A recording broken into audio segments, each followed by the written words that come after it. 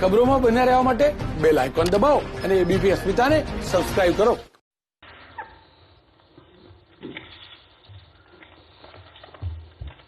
One of the most valuable stakeholders for ECI, friends from media. I was getting messages after messages. So were my colleagues, especially yesterday, day before. I only wrote one sentence, that please enjoy your weekend. Nothing else.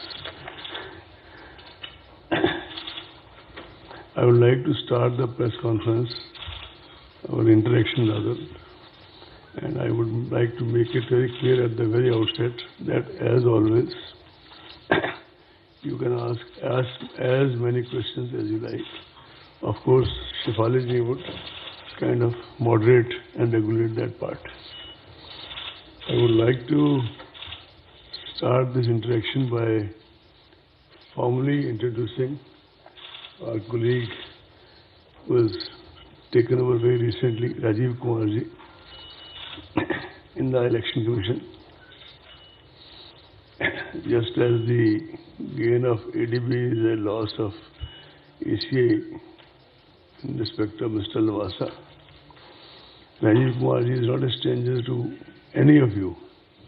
In fact, he is not a stranger to the country as such, having been banking secretary in the most turbulent and difficult times, finance secretary of the country, and earlier establishment officer in the Department of Personnel, besides his many other distinguished his other assignments. And he is also, from the very limited interaction in the last couple of days, one can know that he is also like both of us, me and Sushil ji. He plays under the radar, but plays very effectively. We last met at the time of announcement of elections to the Assembly of NCT of Delhi on January 6, 2020. The world has changed significantly since then, and certainly not for the better. The uncertainty and devastation caused by COVID-19 in the world has changed the way we live and work. It has forced a so-called new normal, which is absolutely not, which is not normal, but it's a new normal in every aspect of our lives, social, economic, and cultural. As the pandemic spread across the world, the first reaction of the election management bodies of many countries where elections were due was to postpone the elections, hoping that the pandemic would soon loosen its grip and they will be able to conduct their elections in a more conducive environment. More than 70 countries postponed their elections. However, as the days and months passed and the COVID does not really show any sign of abating and went on unpredictable curves and trajectories, going up one day, going down, slightly down, and then very up another day, it was realized that some way would have to be found to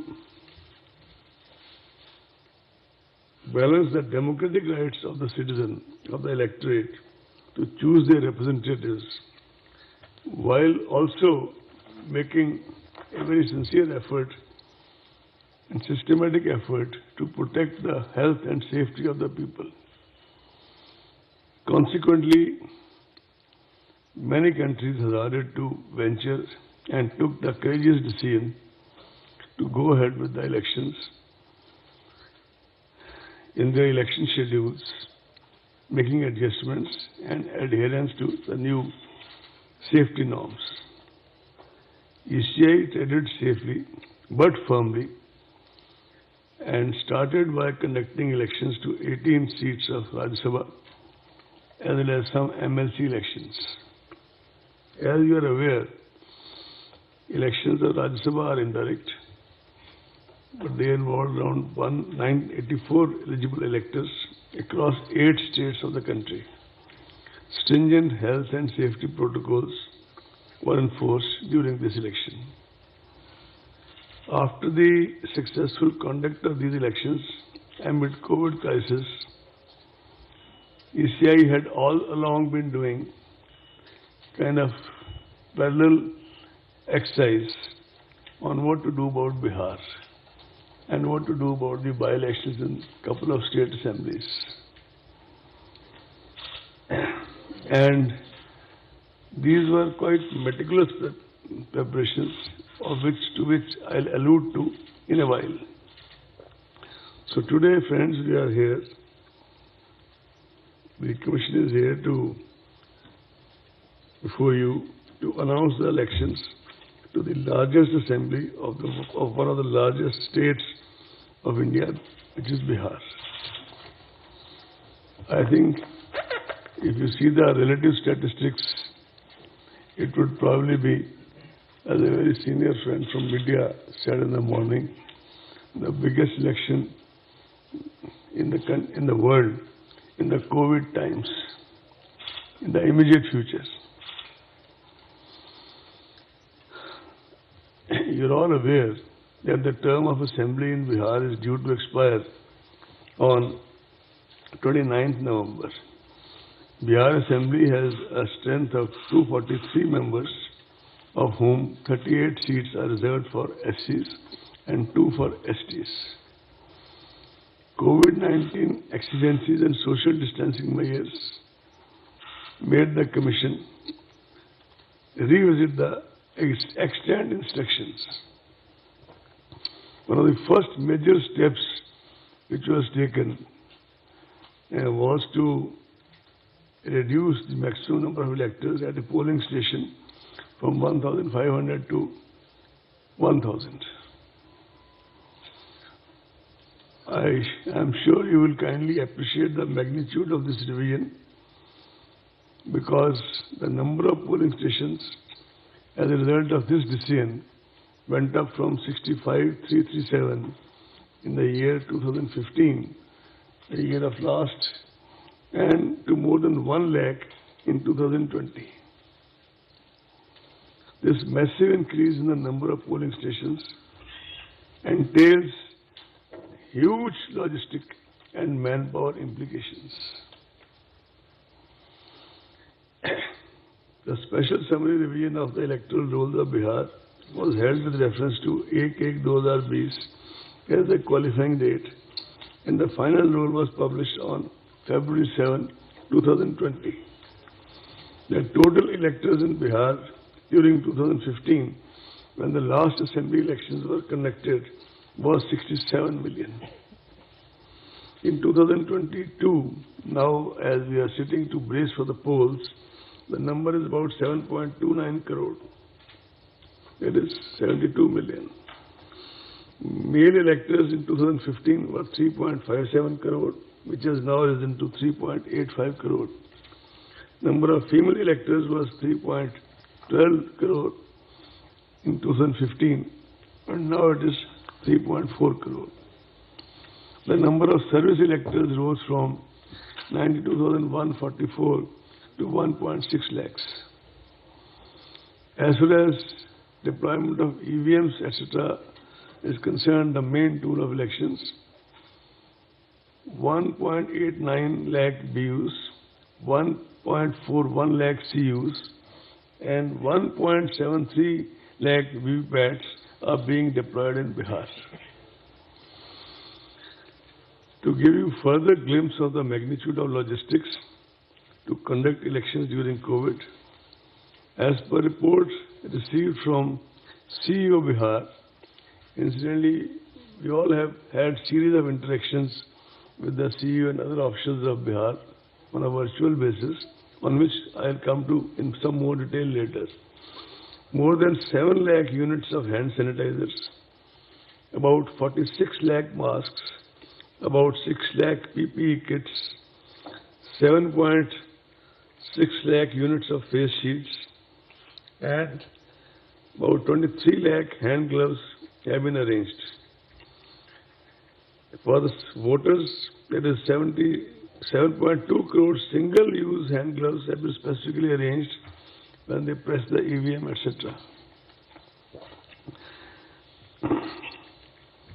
As per reports received from the field units and collated by CEO Bihar, there were about 18.87 lakh migrants across 38 districts of Bihar. Out of these, 16.6 lakh were eligible to vote, being more than 18 years.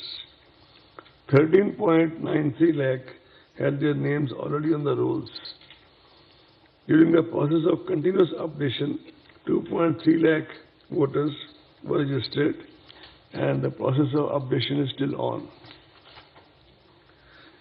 I would take this opportunity to compliment CEO Bihar, the district election officers there, and the election machinery at the district and sub-district level, that they made assiduous efforts to connect with so many migrant workers in the process of registration. Now I come to some more special measures for COVID-19 safe elections. Elections usually involve large gatherings, not only on election day itself, but during campaigns, nominations, and other practices. These events increase human-to-human contact and the risk of direct and indirect disease transmission. The Commission has therefore taken the following steps to mitigate the risk and ensure safe elections. One of the significant ways in which the health impact of COVID-19 can be mitigated is by exploring options to in-person voting for certain vulnerable categories of people. You would recall that way back in October 2019, that is pre-COVID times, on the recommendations of the Commission, the concept of absentee voters was introduced, and it was used very effectively in Delhi at that time, after that. In the elections in Bihar, postal ballot facility has been extended as an option to senior citizens aged 80 and above. We were wanting to extend it to people from 65 and above. Political parties had their own views, but ultimately what clinched the argument of not going for that this time is that because of the increase in the number of polling stations, already our manpower requirements had increased so significantly that we realized we may not be able to manage the 65 part. So it remains 80 years. Persons with disability backed in the electoral roll and COVID-19 suspect or affected persons all shall be taken care of, and in that we are following regarding the COVID-19. Even in Rajya Sabha, one or two MLAs who were suspected, they had to cast their votes at the very end after everybody else had gone through the voting process. Special protocol has been, there is also a facility of postal ballots wherever required or wherever asked for. We will also be deploying a lot of teams to ensure this process, as have been employed, and that we get a lot of cooperation. I am wanting to tell you that we get a lot of cooperation from civil society. We have been getting in the past, and I am sure we will get now also. Special protocol has been devised for electors who are COVID positive, suspect, quarantined, so that such citizens are able to exercise their franchise without in any way jeopardizing the health of other voters. COVID-19 patients who are quarantined will be able to cast their vote at the last day of the hour, poll day, at their respective polling stations, as I said earlier, under the supervision of health authorities, strictly following the laid down measures. This is besides the option of postal facility already extended to them. Nodal health officers will also be appointed at the state district level to oversee COVID-19 related arrangements and preventive measures during the entire electoral process. In order to further decongest polling spaces and allow more free movement of the voters, polling time has been increased. Polling time has been increased by 1 hour. Polling will now be held from 7 a.m. to 6 p.m. instead of 7 a.m. to 5 p.m. earlier. However, this will not be applicable to the left-wing affected areas. Nomination form and affidavit can now be filled up online and printouts submitted to RO. Offline is also allowed, but online is also been introduced. Besides all this, security money can also be deposited through online mode. Candidates can also seek electoral certification digitally. The number of persons accompanying a candidate for submission of nomination has been restricted to 2. I repeat 2. And the number of vehicles shall be restricted to 2. I repeat 2. Door-to-door campaigning has been restricted to 5 persons, including the candidate. Road shows are allowed, subject to the convoy being broken after every 5 vehicles. All election meetings and gatherings will have to adhere strictly to the health and safety protocols and shall be monitored at all levels by the election and health machinery in the field in the various districts of Bihar.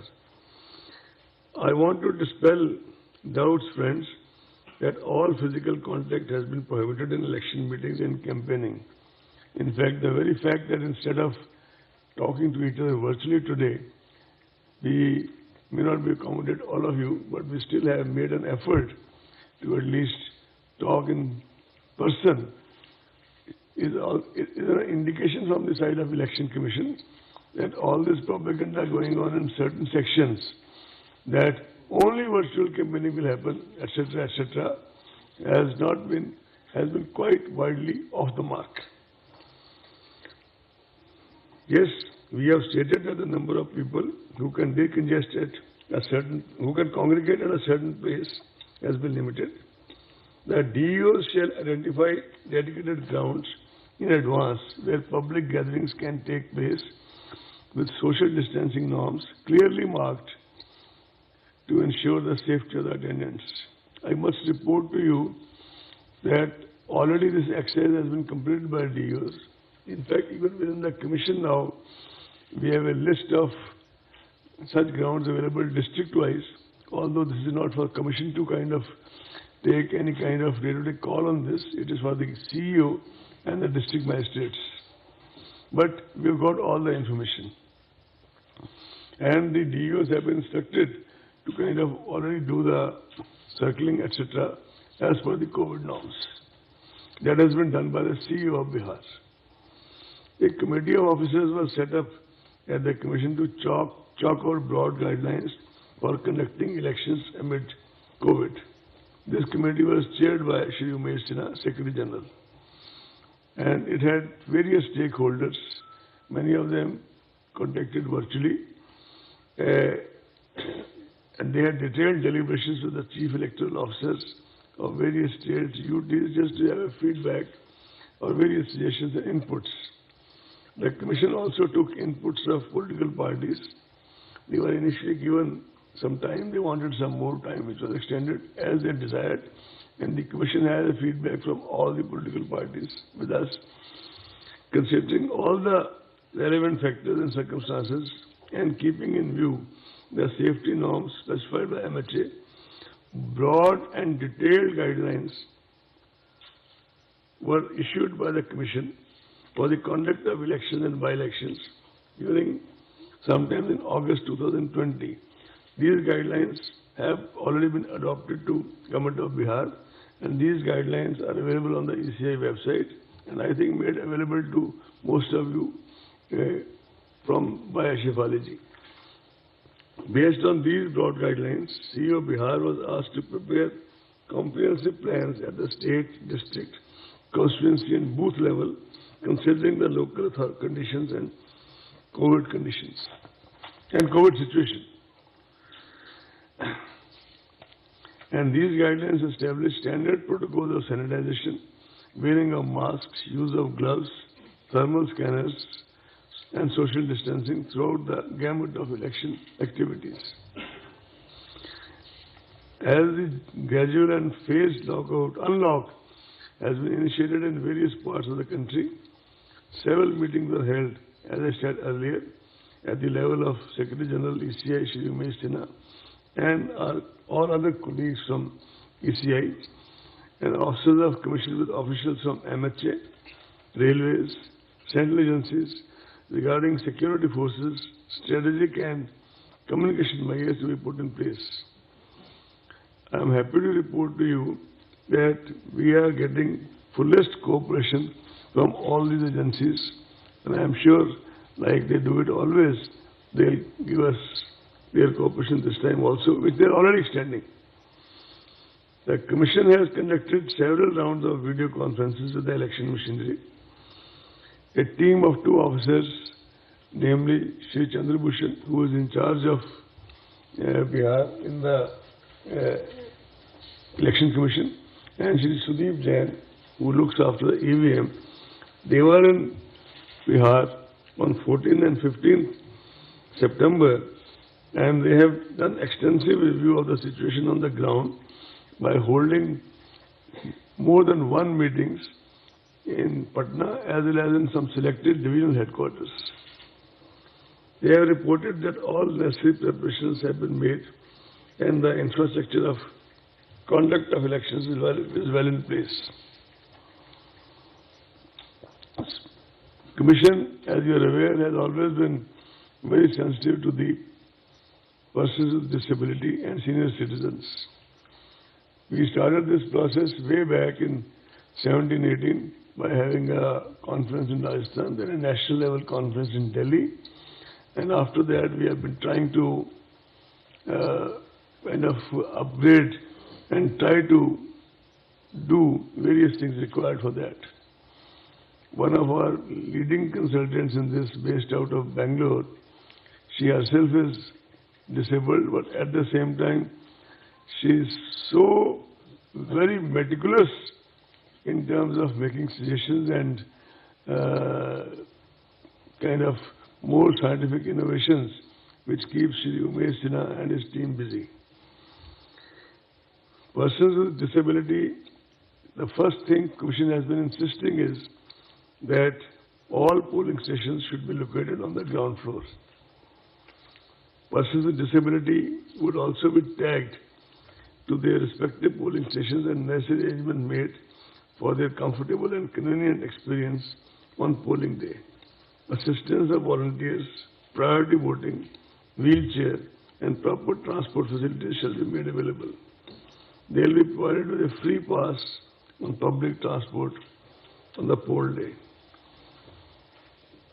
The third meeting of the National Advisory Committee on Accessible Elections was organized recently through online mode in order to hone up and firm up our strategic action plans on accessible elections and to review preparations on accessibility front ahead of Bihar Assembly elections. The Commission guarantees assured minimum facilities, which you are all aware, at each polling station, including drinking water, toilets, waiting area and ramps. Additionally, polling stations will now be infused with sanitizers, masks, soap and water for rinsing and other necessary equipment to handle any health emergency. Volunteers will be deployed to assist PWD voters, senior citizens and COVID-affected areas, as I already said. All necessary and administrative and security protocols have been put in place for EVMs and VVPATs, including randomization, FLC, movement and storage protocols, and multi-layer security cover. the ETPBS facility will be offered to our service voters. As we talk, the MCC stands enforced with this announcement. The Commission has already made elaborate arrangements for ensuring the effective implementation of MCC guidelines. You are also aware that Honorable Supreme Court, lot of very vigilant citizen groups and the Commission itself have been very particular about this issue of criminal antecedents. Candidates with criminal antecedents are required to publish information in this regard in newspapers and TV channels on 3 occasions during the campaign period. Now it's also mandatory for political parties to upload on their website detailed information regarding individuals with pending criminal cases selected as candidates, along with reasons for such selection, and also why other individuals without criminal antecedents could not be selected. The Commission had issued a circular, I am sure you have all gone through it very thoroughly, on 11 September 2025, clarifying the earlier guidelines and updating them further. The Commission has a multi-pronged, multifaceted, comprehensive strategy for curbing the use of money power in elections through an elaborate mechanism of SSTs, FSTs and expenditure accounting. Our friends in media are also aware that we have been appointing in the last few elections, wherever required, only where required and need-based, special expenditure observers. Depending on the inputs on the field, which you already have in plenty, we shall be doing the same this time in Bihar elections, as well as, if required, in the by-elections to the states. Media has always been a very important ally for the Commission by virtue of its very proactive and positive engagement and with the electoral process and reaching out to the voter through the length and breadth of the country. Media personnel covering election activities would be requested to follow all the extant guidelines issued by the Commission and the various state governments. The Bihar state government, in case of by-elections, various state governments. Adverse use of social media platforms has emerged as a new challenge in the recent times. As such, it is necessary that persons or organizations misusing social media or similar digital platforms are dealt with sternly and kept at bay. The Commission would like to make it emphatically clear that anyone who makes mischievous use of social media, for example, trying to foment communal tensions, etc., for electoral purpose, shall have to face the consequences under the law of the land. You are also aware that in the run-up to the Lok Sabha elections, a group of our officers had engaged with the media platforms and their association, and they had submitted a voluntary code of ethics to the ECI by their platforms, which most of them observed quite scrupulously. The social media platforms are expected to make adequate arrangements to safeguard against misuse of their platforms and set up strict protocols to handle such issues as and when they arise. If such arrangements are not made by them and they would not be allowed to take the pretext of being only the providers of platform and shall be held responsible if necessary action is not taken by them promptly and adequately. So, besides, Commission has also entreating the political parties and candidates to sensitize their representatives not to indulge in malpractices, malicious propaganda, hate speech, or fake news, as such acts shall be dealt with sternly, harshly by the Commission.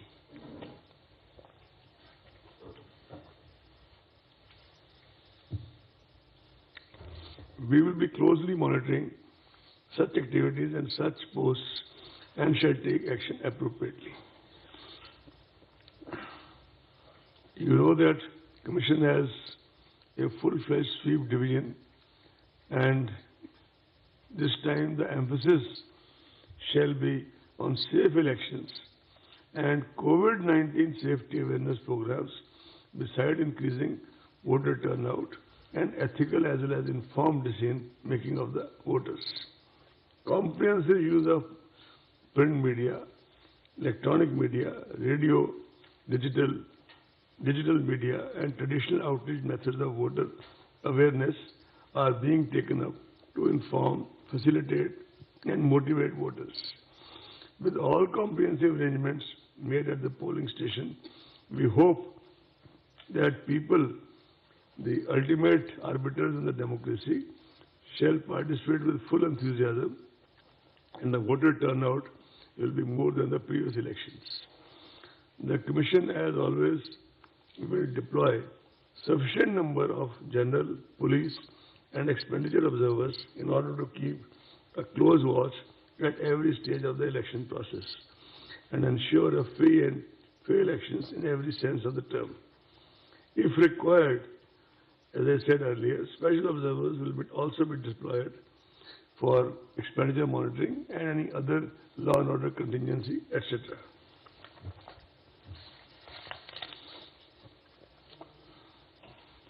The Commission has tried to harmonize the integrating cutting-edge technology in our election processes for the last 5-6 years, and that process is an ongoing process. Applications like Booth App and C-Vigil have simplified procedures, made data available at the click of a button, and connected ECI to every stakeholder through their mobile services. Before I finally move on to announce the schedule for Bihar Assembly elections, I would like to tell you that the Commission took various factors into consideration while deciding the election schedule.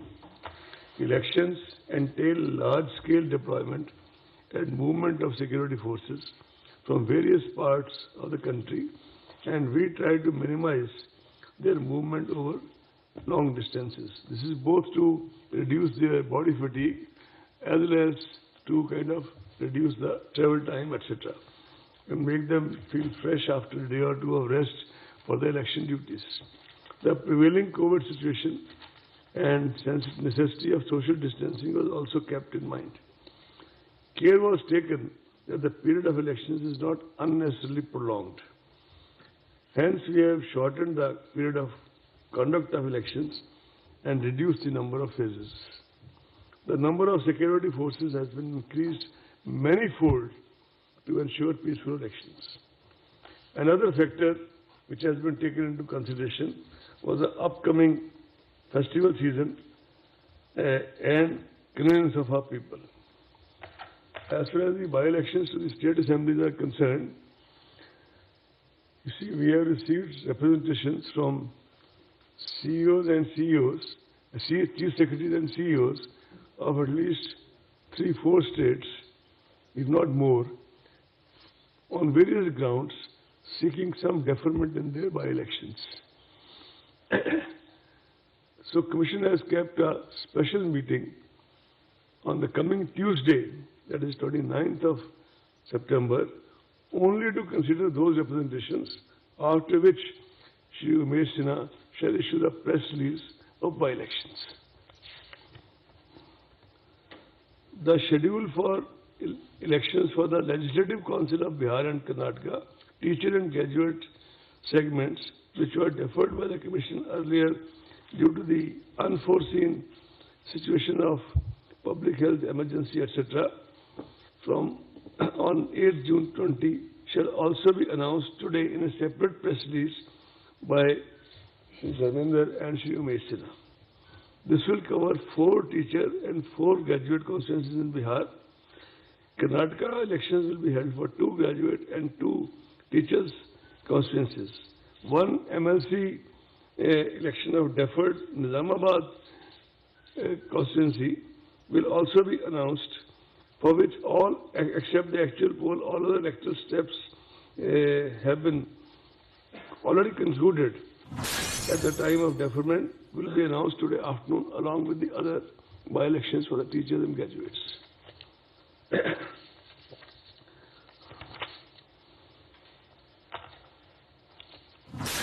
So I think now I would like to read out the statement for which you have been sitting here. And I thank you for your patience. General elections to the Legislative Assembly of Bihar shall be conducted in 3 phases. In first phase, 71 assembly constituencies in 16 districts, including most of the LWE districts, will go for poll. It will be held in approximately 31,000 polling stations. In second phase, 94 assembly constituencies in 17 districts will go for poll. It will have approximately 42,000 polling stations. All this is going to be made digitally available to you in the next half an hour, if not more. Sorry? General elections to the Legislative Assembly of Bihar will be conducted in 3-phase elections. Is it clear? Nearest to you, it's clear? In first phase, 71 assembly constituencies in 16 districts, including most of the LWE districts, will go for poll. It will be held in approximately 31,000 polling stations. Am I clear? Can I go next? In that I'll come to. I'm keeping some suspense. I want you to. No, this is a part of the point. I want you to stay with us for some more time. In second phase, 94 assembly constituencies in 17 districts will go for poll. It will have approximately 42,000 polling stations. In third phase, 78 assembly constituencies in 15 districts will go for poll. It will have approximately 15 districts. Third phase, 78 assembly constituencies in 15 districts will go for poll. It will have approximately 33.5 thousand polling stations. 10 districts will have 2 phases of elections for logistical reasons. 28 districts will have single-phase elections. Patna and Bhagalpur districts will have elections in the first as well as second phase. 8 districts, namely Darbhanga, Madhubani, Purba Champaran, Paschim Champaran, Muzaffarpur, Vaishali, Samastipur and Sitamarhi will have elections in second and third phases. 8 districts, namely Darbhanga, Madhubani, Purba Champaran, Paschim Champaran, Muzaffarpur, Vaishali, Samastipur and Sitamarhi will have elections in second and third phases. So now, without further, keeping you in more suspense, issue of notification. First phase, 1st October. Am I clear? Last date of nomination, now I am reading only first phase, right? When I come to second phase, I will mention that. First phase, issue of notification, 1st October. Last date of notification, 8th October. Is it right? Scrutiny of nominations, 9th October. Is it clear? Last date of withdrawal of candidature, 12th October. Date of poll, 28th October. Counting of votes, 10th November, but that will be for all the phases, right? With your permission, 10th November. Can I now go to second phase, please? You there? Okay. Issue of notification, 9th October. Last date of nomination, 16th October. Whenever you want me to repeat, I will repeat, gladly repeat. Scrutiny of nomination, 17th October. Last date of withdrawal of candidature, 19th October. Date of poll, 3rd November. Counting, as I said earlier, 10th November. Shall I go to third phase, please? Sorry? Shall I go to third phase? Issue of notification, 13th October. 13th October, 13 October. Last date of nomination, 20th October, 20 October. Scrutiny of nomination, 21 October, 21st October. Last date of withdrawal of candidature, 23rd October, 23 October. Date of poll, 7th November, 7th November. Counting of votes, 10th November.